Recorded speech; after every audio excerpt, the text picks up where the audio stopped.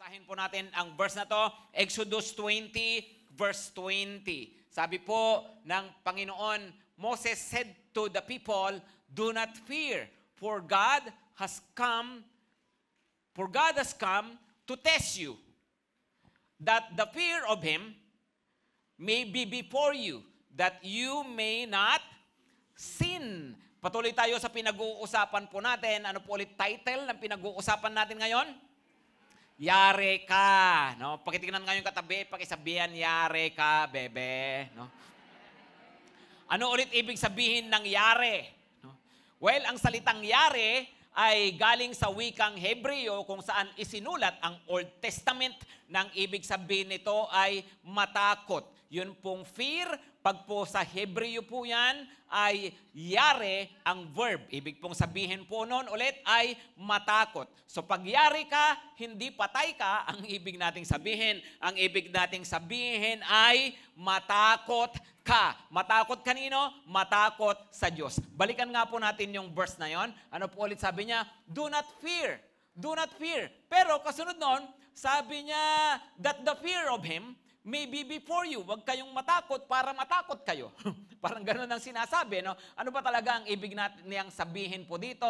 Well, tingnan po muna natin ano ba yung sinasabi muna na huwag katakutan. Kasi nga po, ito po yung pagkakataon na ibinigay po ang 10 Commandments. At bago po ibinigay ang 10 Commandments, na nangyari muna ng mga kababalaghan at habang ibinibigay po ito, ganun din, at even pagkatapos po nito. So basahin natin Exodus 19:16 to 19, basahin lang po natin ang mga unang pangyayari. Sabi dito, kinaumagahan ng ikatlong araw ay kumulog at kumidlat. Ang bundok ay nabalot ng makapal na ulap at narinig ang isang malakas na tunog ng trompeta. Nanginig sa takot ang lahat ng tao sa kampo. Pinangunahan ni Moises ang mga tao papunta sa paanan ng bundok upang humarap sa Diyos. Ang bundok ng Sinai ay nababalot ng usok sapagkat bumaba si Yahweh sa anyo ng apoy. Tumaas ang usok tulad ng usok ng isang pugon at nayanig ang bundok.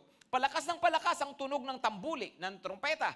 Nagsalita si Moises at sumagot sa kanya ang Diyos sa pamamagitan ng kulog. Bago ibigay po ang mga 10 utos, ito muna yung nangyari. Kumulog, kumidlat, ang Panginoon bumaba sa anyong apoy, nagkaroon ng matinding usok. So ano po ang sabi po dyan? Nanginig sa takot ang mga Israelita. Pagkatapos po nun, sa susunod na mga verses, pagdating ng chapter 20, ibinigay na po yung 10 Commandments na babalikan natin mamaya. At ganun pa rin po yung senaryo, kumukulog, kumikidlat. Pero pagkatapos na maibigay, tingnan po ninyo ang Exodus 20, verse 18 to 20. Sabi po dito, nanginig sa takot ang mga Israelita nang marinig nila ang dagundong ng kulog at tunog ng trompeta.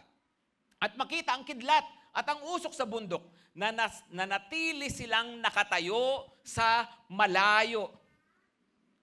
Nang lumapit sa kanila si Moises, sinabi nila, ikaw ang magsalita sa amin at makikinig kami. Huwag na ang Diyos at baka kami mamatay. Noon pong ibinibigay kasi ang mga 10 utos, yun nga may kasamang kulog, kumikidlat-kidlat. So yun mga Israelita, sabi nila, Moses, ikaw na lang makinig sa Diyos. Tapos kung ano sinabi sa'yo, sabihin mo na lang sa amin. Kasi pag kami direktang nakinig sa Diyos, nako, baka kami ay mamatay. Sa kayon sinabi ni Moses, verse 20, huwag kayong matakot. Ibig sabihin, huwag kayong matakot sa kidlat. Hindi yan pinapakita ng Diyos o pinaparana sa inyo ng Diyos para patayin kayo, kundi upang nang sa ganun subukin kayo kung ano ang magiging reaksyon ninyo sa Kanya. Tapos po, sabi sa kanya, sapagkat sinabi niya, no, sapagkat sinusubok lang kayo ng Diyos, nais lang niyang, pagkabasa nga po ng malakas, yung last sentence, nais lang niyang magkaroon kayo ng takot sa Kanya, sapagkat ayaw niya kayong magkasala. Yun nga po sa English, that the fear of Him may be before you, that you may not sin. Ang title po ng pag-uusapan natin ngayon ay Great is Thy Fearfulness. Yan. Great is Thy Fearfulness. Of course, mayroon tayong kinakanta at mayroong ganun ding verse sa Bible. Ano po ang sabi niya? Great is Thy Faithfulness. Totoo po, faithful si Lord, right? Great is His faithfulness. At yung katapatan ng yun ng Diyos, siyempre pinupuri nga po natin siya, kinikilala natin tapat siya. Pero sabi nga po natin, hindi po pwedeng puro pagpupuri, dapat pala matutunan natin na mabuhay ng may takot sa Diyos. Yes, we recognize God to be faithful, to be good, to be loving, but we also have to recognize that He is our God who is worthy to be feared. Siya ay Diyos na karapat-dapat naman talaga nakatakutan. Amen? Alam nyo, hindi ko pa actually na-check gaano ba karami, ano ba ang mas marami? Praise the Lord o fear the Lord? Pero sa nakita ko po, ay mukhang mas marami talaga ang fear the Lord kaysa praise the Lord. Mas marami, tsak, ang love the Lord, o mas marami, tsak, ang fear the Lord kaysa love the Lord. Of course, dapat mahal mo ang Panginoon dahil mahal mo siya, may takot ka sa Kanya. Di ba? Pero talagang mas maraming sinabi ang fear the Lord. Alam nyo ba, mas marami ring sinabi na fear the Lord, higit na napakarami ang fear the Lord kaysa serve the Lord. So hindi pala pwedeng lingkod-lingkod lang, no? Hindi, kundi dapat nabubuhay tayo ng may takot sa Kanya. Kaya nga pag-usapan natin, great is thy fearfulness. Kasi makikita po ninyo, bakit nga ba ganun? No, yung Old Testament, bakit parang ang higpit ni Lord? Bakit iba yung pagdating sa New Testament, bakit ang bait-bait niya? Well, kasi nga po, nagpakilala ang Diyos sa paraan na mas seryosohin natin siya. Kasi nga naman, di ba, kahit naman sa kumpanya, kahit naman anong uri ng leadership, alam ito ng mga boss at ng mga leaders, hindi pwedeng sa umpisa pa lang puro bait agad yung nakita sa'yo, hindi kasi seryosohin. Tama? Tama, a-apply ka na police, tapos ang bait agad ng mga teacher mo, nako, mukhang hindi kasi seryosohin. So alam ng Diyos yon. Kaya nung nagpakilala muna siya sa paanong paraan, sa pamagitan nga ng kanyang kapangyarihan at ng kanyang kadakilaan. Hindi sa agad sa pamagitan ng kanyang pag-ibig sa atin. Although yun po ay totoo. Kaya makikita nyo sa New Testament, nagpakilala siya na may manger. Sa Old Testament, nagpakilala siya na may thunder. Sa New Testament, nagpakilala siya na may anghel. Sa Old Testament, nagpakilala siya na may apoy. Sa New Testament, nung ipanganak siya, may bituin. Pero sa Old Testament, nagpakahayag siya dyan na mayroong mga kidlat. Di ba? Bakit? Kasi nga po, He is worthy to be feared. Yun muna ang in-establish niya. Ipinakita muna niya ito siya. Tapos saka sa New Testament, ipinakilala niya, okay, hindi lang pala siya makapangyarihan. Mapagmahal din siya na Diyos. Maliwanag, mga kapatid. Okay, so balikan natin yung verse na yon. Exodus 20, verse 20, sabi niya uli, do not fear, for God has come to test you, that the fear of Him may be before you. Ano raw po yung una? That the fear of Him may be before you. At paano yung pangalawa? That you may not sin. Pag-usapan natin ang dalawang yan. Okay, so ang una po ay, bakit nga ba ganun ang pagpapakilala ng Panginoon?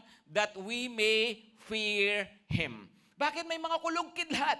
O ano raw? That we may fear Him. Upang magkaroon tayo ng takot sa Kanya. Sa paanong paraan? By seeing ourselves rightly. Alam mo, pag nakilala mo ang Panginoon, nagkaroon ka ng takot sa Kanya, magkakaroon ka rin ng tamang pagtingin sa sarili mo. Parang isipin ninyo yung sitwasyon. Ano ang sabi dyan? Noon pong marinig nila, at ang kulog, marinig nila ang kidlat, nanginginig sa takot ang lahat. Sabi doon sa verse 18. Bakit nga po? Kasi nga po, kitang-kita nila kung gaano kakapangyarihan ang Diyos. Sino rito sa inyo yung nakaramdam na, yung nasa concert ka o minsan kahit nasa church, yung pag ang lakas ng drums kumakabog-kabog ang dibdib mo? Naranasan nyo ba yung ganon?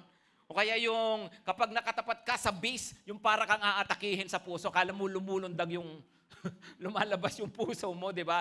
Yung ganong pakiramdam. So sila raw po, sabi, nanginginig sa takot. At alam nyo po, sa totoo lang, yun ang reality ng buhay. Pag ikaw na-expose sa mga malalaking mga bagay na wala sa kontrol mo, mas nakikita mo kung gaano kakahina. Tama ba? We see ourselves as powerless when we are faced with natural phenomenon. How much more when we are faced with the supernatural act of God? Di ba totoo naman po yun? Pag ikaw nakapanliliit, di ba, nakikita mo na wala kang lakas kapag naharap ka sa matinding bagyo. Tama? Hello, tama ba? Ay, kaya lang pala akong tangayin ng hangin. Di ba, you find yourself helpless. Parang wala kang magawa, helpless. Kapag ikaw ay nakakita ng malaking sunog. Right? Kahit ano, kaya gusto mong may gawin. Kaya lang, helpless ka. Bakit? Nakikita mo ang sarili mo, nakikita mo ang iyong kahinaan sa mabibigat na mga sitwasyon. Tama ba yon, mga kapatid? Sa gitna ng baha, nakikita mo kung kaano ka kaliit. Right? Oo nga naman, bakit sabi nung isa hanggang tuhod lang niya, sa'yo hanggang leeg na? Oo nga naman, nakapanliliit nga yun, di ba?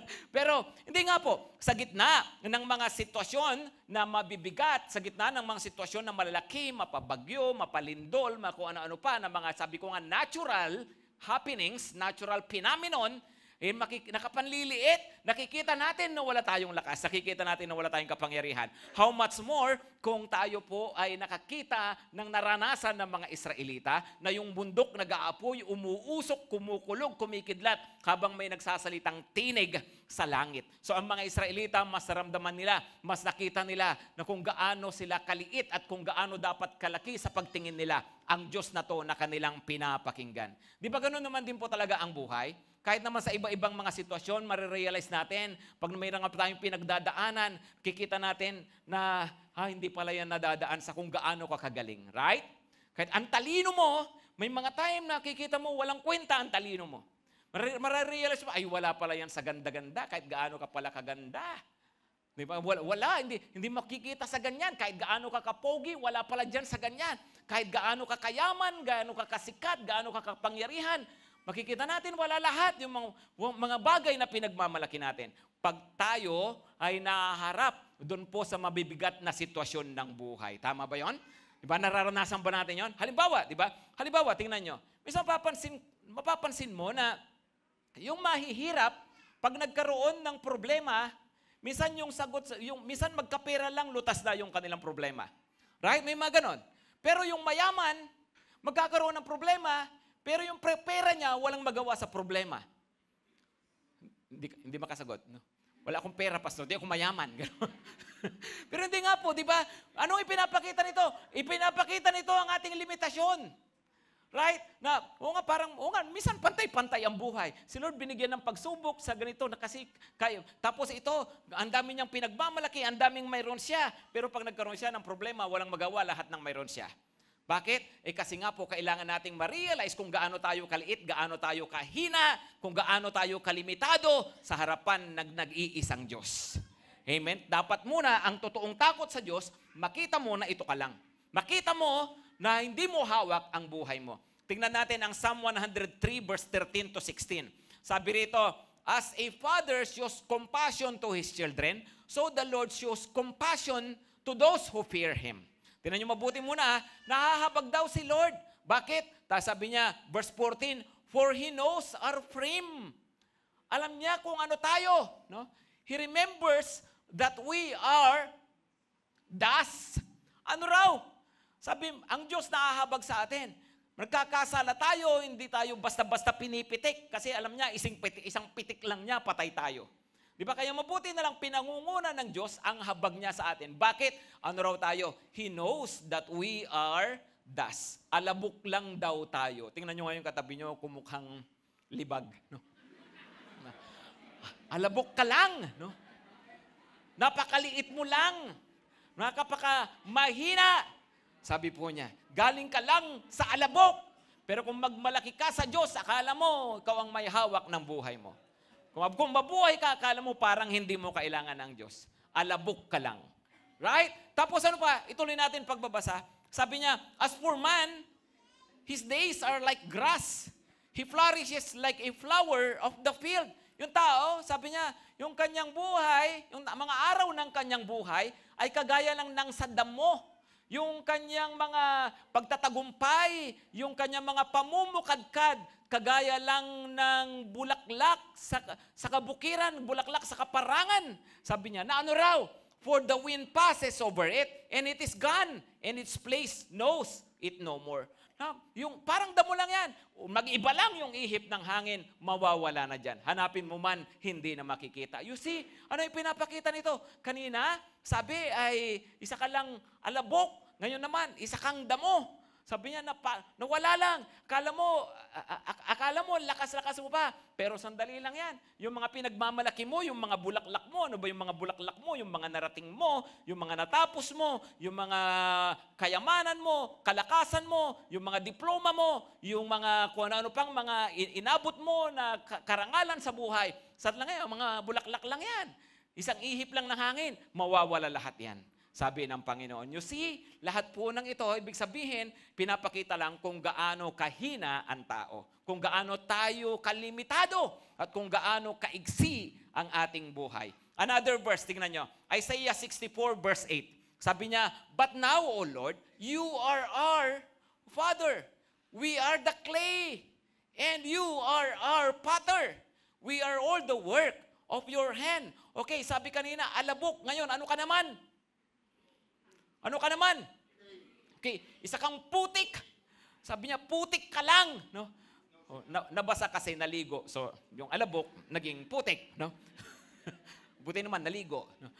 Pero, ano ulit yung pinapakita nito? Well, pinapakita niya na, di ba, alam naman natin kahit paano, kakapanood tayo sa YouTube, di ba, yung mga magpapalayok, right? Yung mga, kung paanong yung putik ay hinuhubog nila hanggang sa maging palayok. Right? So, tingnan nyo, sabi niya, ikaw, Panginoon, ikaw yung magpapalayok, ikaw yung may hawak, tapos kami putik lang. Anong ibig sabihin nun? Ang Diyos ang may hawak ng buhay natin. So, kung ang Diyos ang may hawak ng buhay natin, para lang tayong putik na kanyang hinuhubog, kaya niyang gumawa ng putik ng palayok na maliit, kaya niyang gumawa ng palayok na malaki, pwede niyang gumawa ng palayok na mataas, pwedeng mababa, pwedeng palayok na mahina, pwedeng palayok na malakas. Lahat po ng yon kayang-kayang gawin. Bakit? Ang Diyos ang may hawak daw ng buhay natin. So, ibig sabihin, kung ano ang gawin ng Diyos sa buhay mo, yun ang mangyayari. Siya ang may hawak. We are all the work of your hand. Ang Diyos ang may hawak sa kanyang kamay ng iyong buhay, ng iyong kinabukasan, ng lahat-lahat. Kaya kailangan tingnan mo ng tama ang iyong sarili at magkaroon ka ng takot sa Kanya.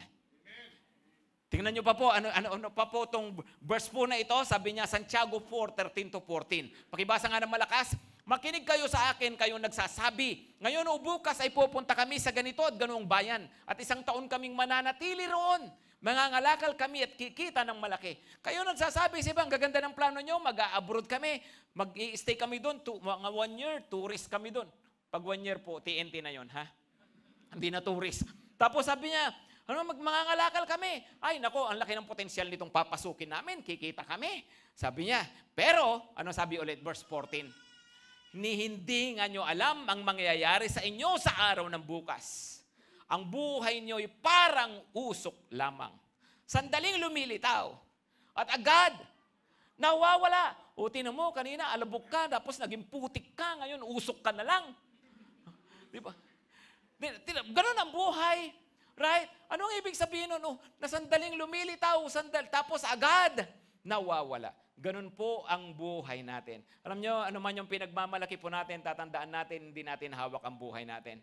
Kahit tingin mo, kumpiyansa ka sa buhay mo, kahit tingin mo, ang lakas-lakas mo pa, hindi pa, pastor, mahaba pa buhay ko, ang lakas-lakas pa ng katawan ko, hindi mo hawak ang buhay mo. Hindi, pastor, ang dami kong savings sa bangko. No? Hindi ko kinakailangan mag-pray. No? Kasi hindi ko kinakailangan mag-pray na give me this day my daily bread. No? Kasi ang dami kong pagkain sa ref. No? Alam niyo po ninyo, napakahalaga pa rin na lagi kang dumidepende sa Panginoon.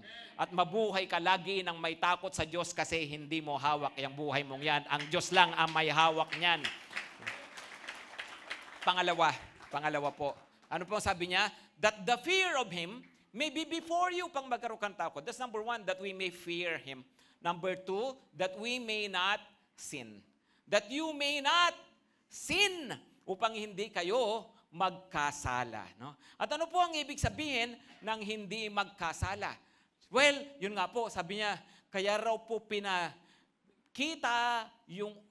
binigay yung utos ng Diyos sa pamagitan ng may usok, mayroong kulog, kidlat, habang binabanggit yung 10 Commandments. Bakit po? Para nga nang sa ganon ay seryosohin nila ang Diyos. No? Para nang sa ganon ay makita nila na ang Diyos ay seryoso. Pakisabi nga ng malakas, serious. No? Na ang Panginoon pala hindi po pwedeng hindi siniseryoso. Right? Na hey, ang Panginoon na ito, nagbibigay sa atin ng kanyang utos, ay naku, hindi po pwedeng sabihin, hindi pwedeng basta ituring ko lang siya na ganun-ganun lang. Sabi niya, di ba nga po, sabi niya kanina, baka tayo ay mamatay baka kami ay mamatay. Ibig sabihin, habang kumukulog at kumikidlat, ibinibigay yung 10 Commandments, sabi nila kay Moses, ikaw na Moses ang humarap, kasi wag na kami, kasi mas mabuti pang ikaw na lang kasi pag lalapit pa kami, pag makikinig pa kami, ikamamatay namin. Kumakabog-kabog yung kanilang dibdib. Ibig pong sabihin nito, nakita nila, ay ganon kaseryoso ang Diyos. Kaya nga po, tandaan po ninyo, kapag po ang taong may takot po sa Diyos, natural sineseryoso niya ang Diyos at susundin niya ang Diyos sa kanyang buhay. Amen? Yun pong kawalan ng pagseryoso sa Diyos ang nagiging dahilan kung bakit po tayo ay naipagwawalang bahala siya. Magsasalita ka lang kung anong gusto mo, gagawin mo lang kung anong gusto mo kasi nga hindi tayo seryoso sa Panginoon. Pero pag seryoso tayo sa Diyos, hindi tayo basta-basta kikilos o gagawa ng isang bagay. Amen? Isasaalang-alang natin kung mabuti ba ito o hindi sa kanyang harapan. Kasi nga po yun ang pagkakaroon ng takot sa Diyos. Pakisabi nga ng malakas, fear of God. Pakisabi po, take God seriously.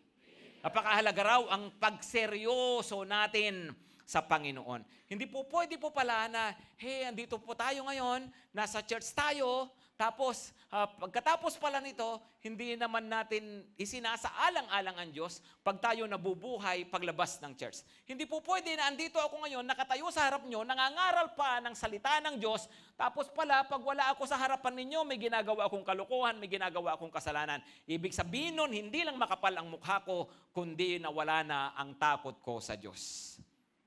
Hindi pala po pwede na andito ka ngayon, nakikinig ka ng Word of God, tapos mamaya paglabas, Roblox lang ang gagawin mo. Hindi nga, seriously. Di ba?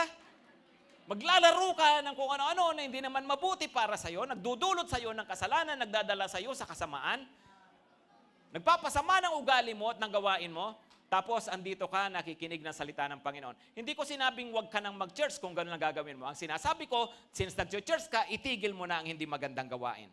Imagine mamaya pa, plano pang panuorin, Demon Slayer. Ha?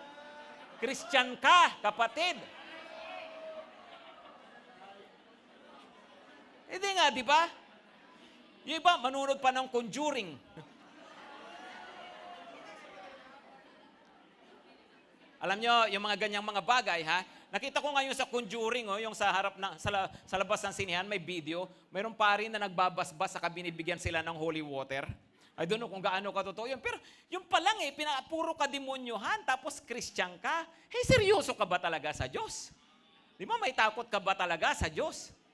Alam nyo, kaya nga po kahit sa Bible, sabi ko nga kanina, ang nakalagay sa Bible ay yung mas marami ang fear the Lord kaysa serve the Lord. Alam nyo ba yon? And yet yung iba basta makapaglingkod, may ministry, masaya na sila doon. Gustong-gusto nga nila, nasa stage yung iba. Gustong-gusto nila may ministry. Pero tika muna, bago ang serve the Lord, dapat fear the Lord. Meron akong nalaman dati-dati pa, matagal na yung worship team po ng ibang church na mag-iinuman muna ng Sabado tapos tutugtog ng Linggo. No? Hindi, totoo yun, no? Pero yung mga taga-GTC po, hindi nila ginagawa po yun. Yung worship team natin, drugs lang ang ginagawa ng mga yan. Ano? Para pagdating dito, hay na hay sila. Gumaganon-ganon sila. Hay na hay sila. No? Tapos nasasamid pa. No? Di ba? Pero di ba, imagine, maglilingkod ka sa Diyos, tapos wala kang takot sa Diyos. Di ba? Alam niyo po, yan po ay dahil nga po sa kawalan ng pagkaseryoso sa Panginoon. Maliwanag po? Okay, so balikan lang po natin itong verse po na ito, ha?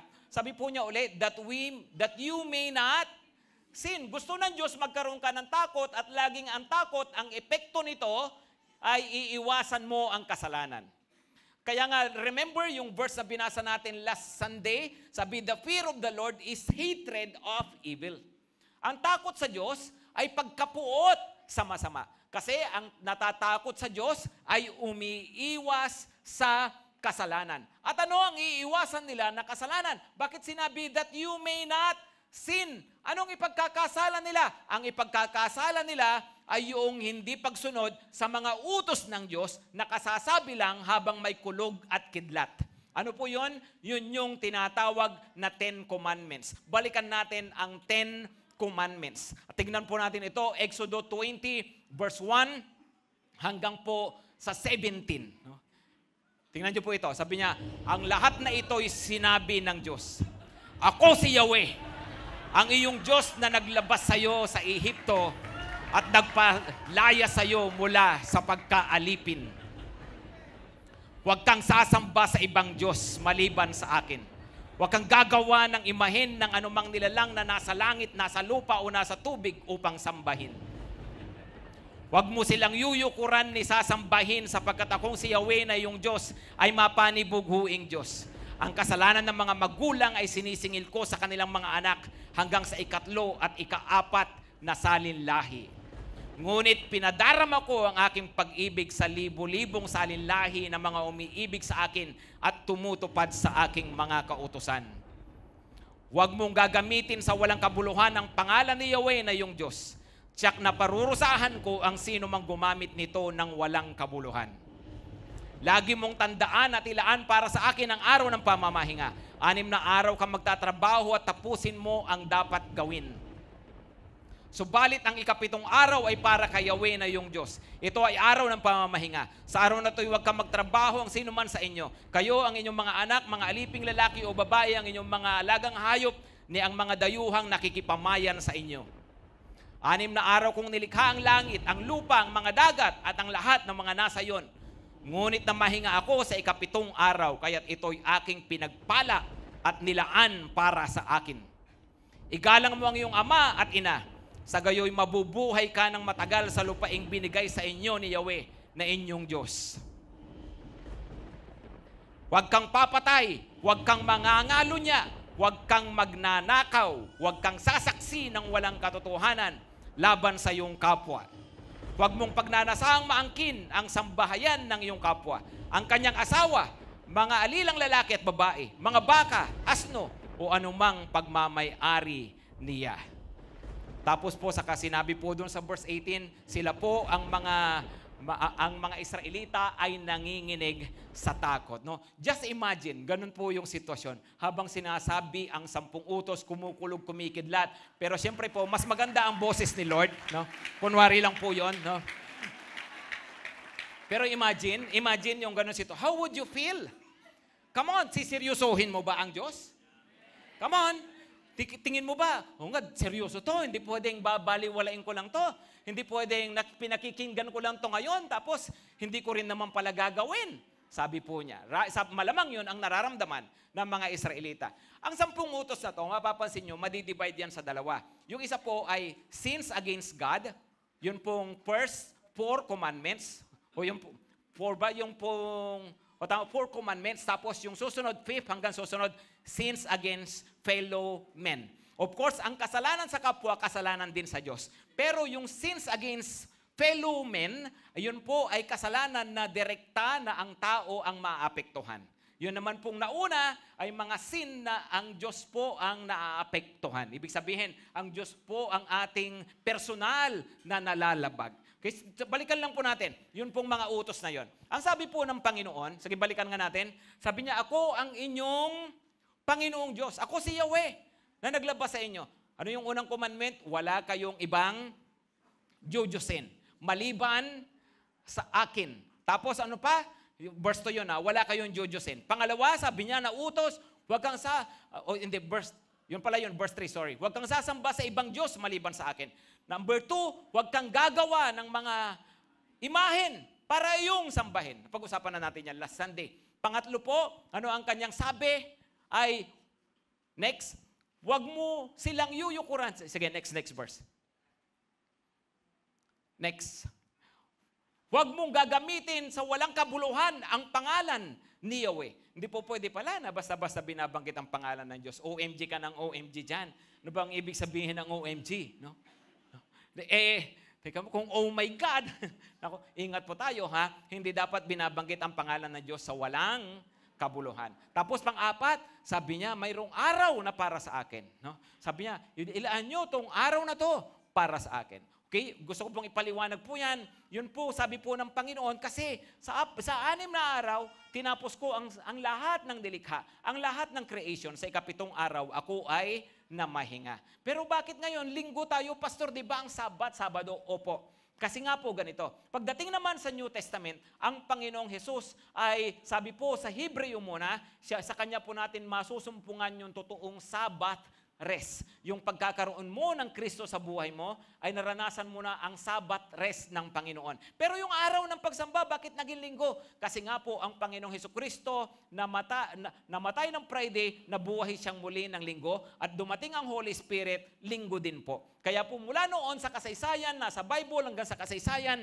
ang mga Kristiyano po nagtitipon ng linggo. Bakit? Kasi nga po, ang Sabado is the remembrance of the completion of creation. Ang linggo is the remembrance of the completion of redemption. No? Kasi po, ang Sabado, pag-aalala na natapos na ang sanlilikha.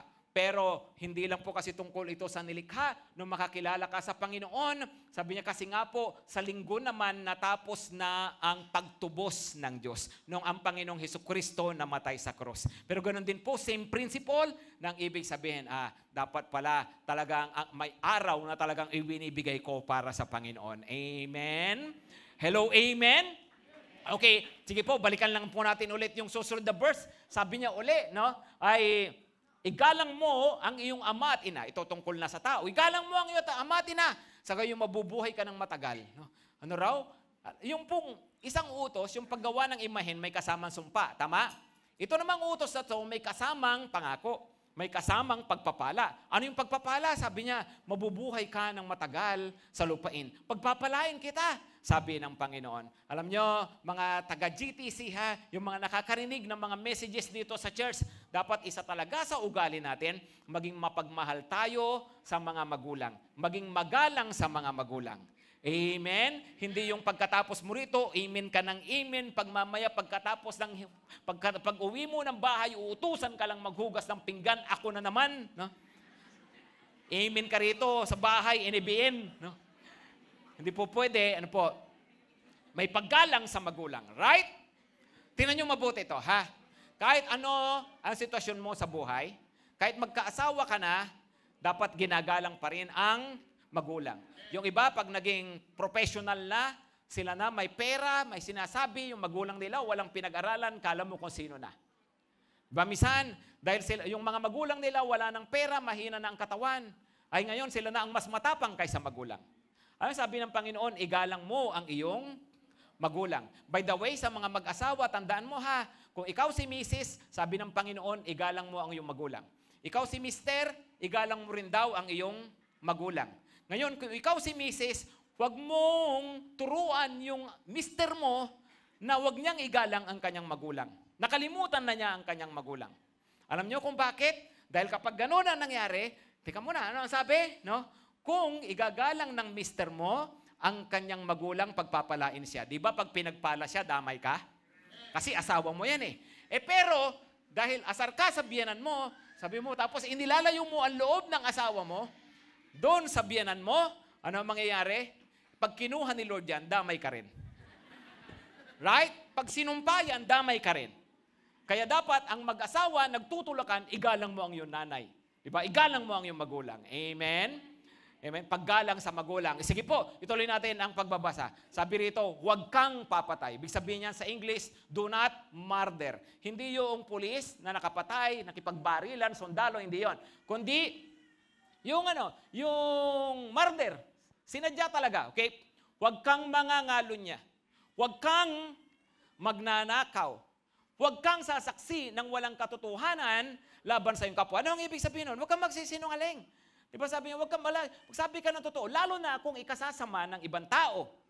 Right? Hindi lang ito tungkol sa husgado, hindi lang ito tungkol sa pag nakademanda. Hindi po, kahit sa mga sinasabi natin, pinupost natin, tapos nakakasira sa ibang tao, ingat po tayo dyan. Minsan nga, di ba, may nag-aaway, tapos tinanong ka, tapos sabi, di ba? Oo nga, gumanong ka naman, no? Samantalang di naman totoo, pinagbigyan mo lang kasi kaibigan mo, no? Sabi niya, huwag kang sasaksi ng walang katotohanan laban sa iyong kapwa. No? So tingnan niyo po itong tingnan mo ito, Huwag kang papatay, huwag kang mangangalo niya. Ano yung pagka mangangalo niya? Huwag kang, yung immoralidad, sexual immorality. Yung pambababae, panlalalaki. Maganyan, no? Mga pagtatalik na immoral. Huwag kang magnanakaw, no? Lahat po ng ito. Tingnan niyo yung mga sinabi ng Diyos sa mga verses po na iyan. Makikita nyo na ito, mga panuntunan ng Diyos sa buhay. Ito ay mga moral law. Pakisabi ng malakas, moral law. Ito yung mga, dapat ganito raw tayo mabuhay. And yet, makikita ninyo, sa lipunan natin, nino-normalize na yung mga yan. Right? Naging normal, naging karaniwan na lang. Pagpatay, parang karaniwan na lang. Di ba? Sa iba, no? Tapos, pangangalo niya, natural lang yan. Mga pinapanood nga natin, mga telenovela, mga kung ano, parang natural na lang yan. Mga immoral na mga relasyon. Right? Parang common na lang. Ano po ang nangyari? Na-normalize. Diba naging ginawang acceptable itong mga ito. Naku, huwag kang magnanakaw, yung mga ganyan, no? Yung nga, sabi nga ng mga maraming Pilipino, pag nagnakaw ng 100, di ba, pag nagnakaw ng konti, kawawa ka, di ba? Pero pag nagnakaw ng bilyon, no? Nakakalusot. Bakit? Kasi para sa kanila kalakaran. Karaniwan na kasi, di ba? Pero mapapansin ninyo, ito po mga mabigat na paglabag sa mga sinasabi ng salita ng Diyos. Right? Kaya nga po tayo mismo, tayo ng mga nakakapakinig ng salita ng Panginoon, tayo mismo nag-uumpisa sa buhay po natin yung mga yan. Hanggang maituro mo sa iba, maituro natin sa ating mga mahal sa buhay. Right? Kasi kung makasanayan nila, magtataka ka pa, nangalo niya yung anak mo, bakit nabuntis yung anak ko, ang aga-aga, lalaki pa. Ay, hindi. Diba? Na bakit nabuntis yung anak ko? No, teenager pa lang. Tapos nakikita ka, nanonood sa kung ano-ano sa TV ng mga mahahalay na bagay. Right? Tapos magtataka ka pa. Di ba? Tayo mismo nagkulang ng pamumuhay na may takot sa Diyos. Di ba sabi nga nila, di ba, kahit yung mga issue ngayon sa mga pangungurakot, di naman natin nila lahat ng nasa gobyerno, ano po. Pero yung mga issue pangungurakot na yan, sabi nga nila, nag-umpisa sa bahay, yung iba nag-umpisa sa school. Alam nyo ba raw kung bakit may ghost project? Kasi yung nag-umpisa sa bahay, sabi nung isang estudyante, Nay, may project kami, 500. No. Wala naman. No. Binigyan naman.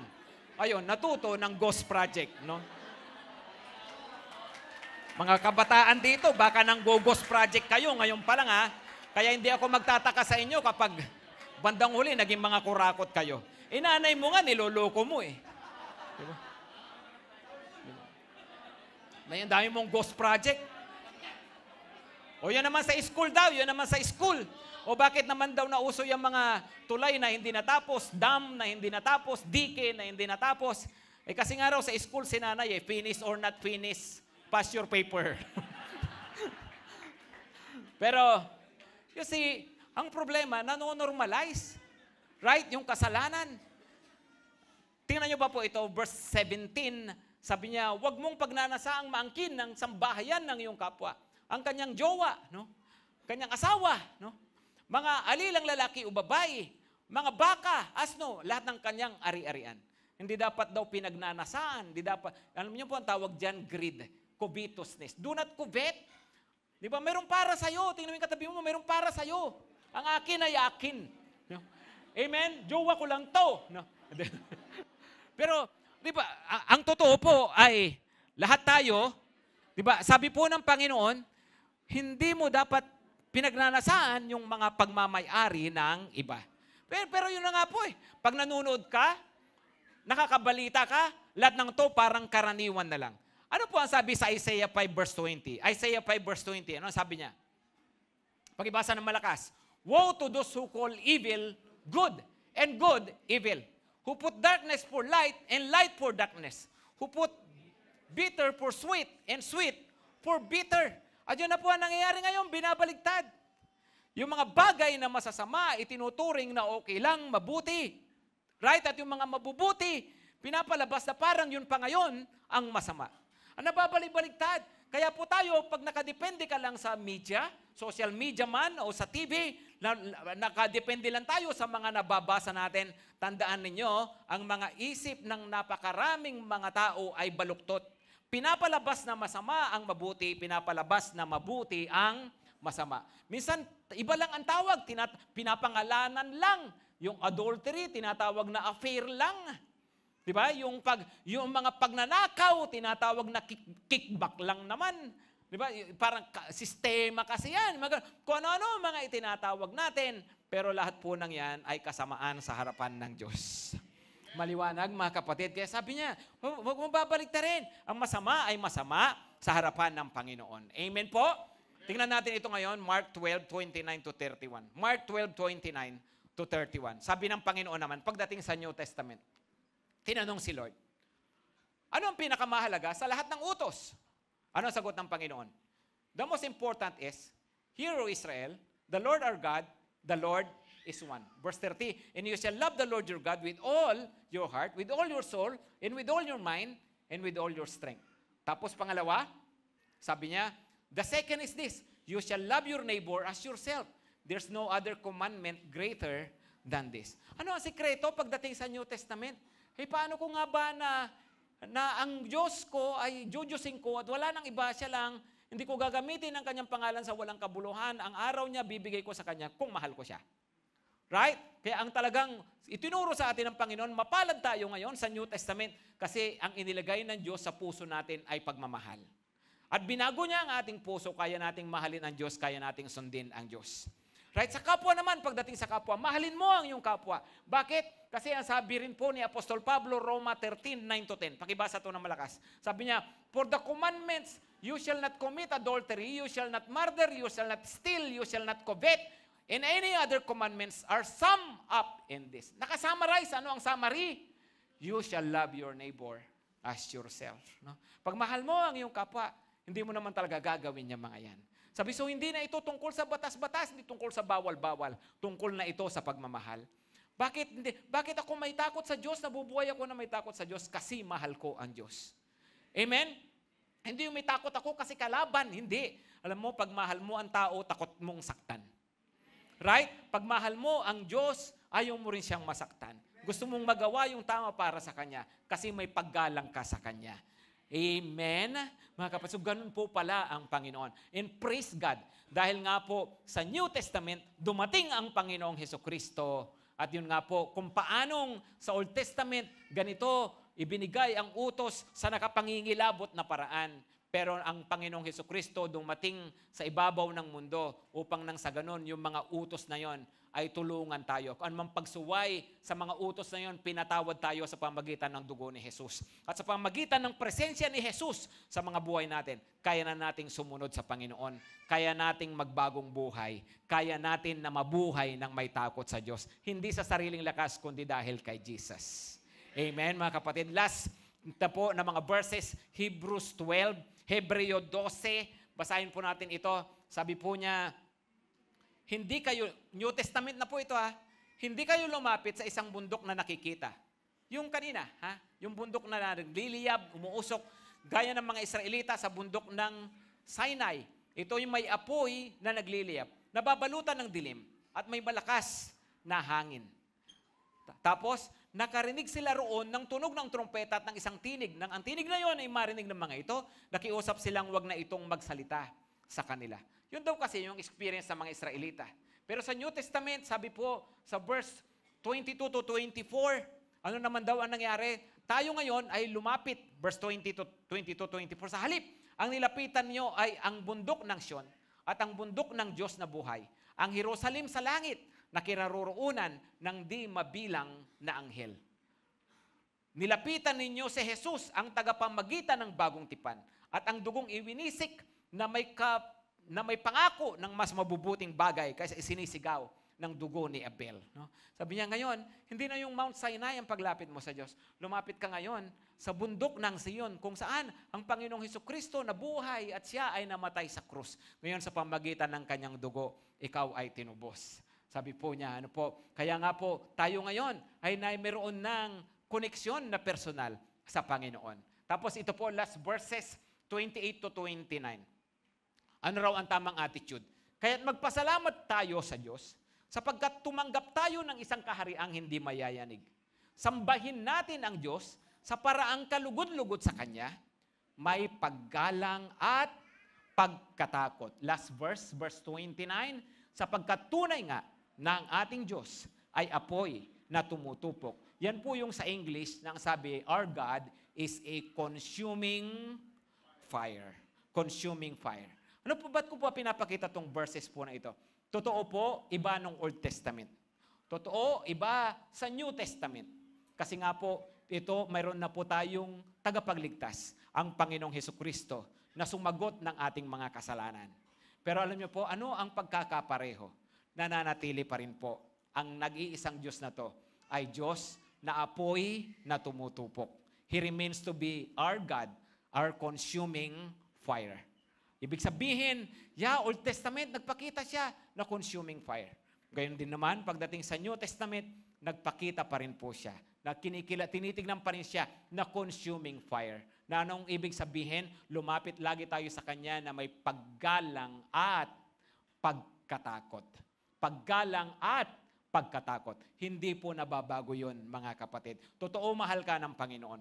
Totoo, ang bait ng Diyos. Pero hindi ibig sabihin, mawawalan ka ng takot sa Diyos. Totoo, special ka sa Diyos. Pero gusto pa rin ng Panginoon na mabuhay ka talaga ng may takot sa Kanya. Tumayo po tayong lahat at mananalangin po tayo. Sa oras pong ito, sige po, yumuko tayo at pumikit. At gusto kong personal tayong manalangin. At sabihin po natin ito sa Panginoon, Lord, fill my heart. Punuin mo ang puso ko, Panginoon, ng takot sa iyo. Sige po, pag-pray po natin yan. Make it personal. Lord, punuin mo ang puso ko ng takot sa iyo.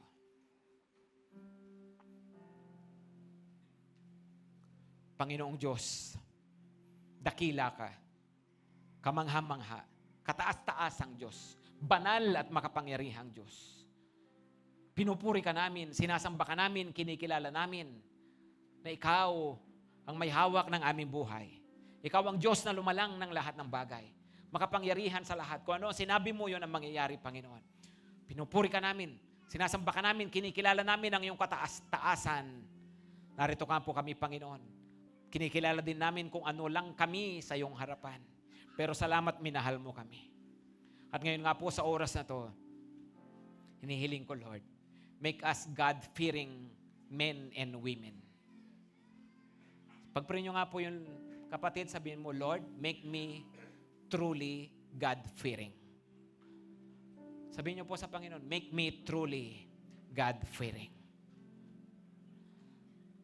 Oh Lord, maging pamilya po namin, mga anak namin, mga mahal namin sa buhay, will be God-fearing as well. Opo, Panginoon, sa church na to, pinapanalangin namin, mapuno kami ng tamang takot sa iyo. Pagmamahal na may takot. Paggalang, Panginoon. Mapuno kami ng tamang pagtingin sa iyo, Panginoong Diyos. Maging sa aming mga buhay, sa aming mga kanikanyang buhay, sa mga pamilya namin. Bigyan mo kami ng takot sa iyo, Panginoon. Lord, pinapanalangin namin ito na maging katangian namin pagkakaroon talaga ng takot sa iyo. Pinapanalangin namin ang bansa namin, Panginoon, na ang mga pinuno ng bayan, ang mga karaniwang mamamayan, magkaroon po talaga ng takot sa Panginoong Diyos na matagal nang kinikilala sa bansang ito. Lord, we pray for fear of God in this nation.